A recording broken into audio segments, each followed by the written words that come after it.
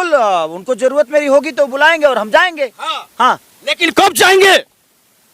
चुनाव बाद जाएंगे। कैसे जाएंगे? प्रोग्राम करने जाएंगे जिनके हेलीकॉप्टर से जाएंगे? ड्रोन से, ड्रोन से? राफेल से जाइए ना? राफेल से हाँ। ज्यादा तुम्हारे शरीर पे लैंड कर जाएंगे। बिल्कुल। चल। लेकिन एक मिनट बिल्कुल खेसारी भाई, लेकिन सभी लोग विरोधी लोग बीजेपी के जितने आर्टिस्ट हैं लोग विरोध में जा रहे हैं। देखिए ये चुनाव है, कोई विरोध करे क्या करे, वो कलाकार हैं और मेरे लिए सम्मानित है, सब नेतागण मेरे लिए सम्मानित है। बिल्कुल। मेरे को मुझे जहाँ मेरा सेवा भाव रहता है, जहाँ मेरी मन मिलती है, जहाँ मेरा मत मिलता है, वहाँ मैं सबके लिए करता हूँ। और चाहे वो मेरा दुश्मन हो या मेरा हित हो, उससे मतलब नहीं, मेरा जहाँ दिल लगता है वहाँ मैं काम करता हूँ। आरजेडी के लिए खड़ा नहीं हो जाइएगा? आरजेडी मेरी रग रग में है, ऐसा कुछ नहीं है।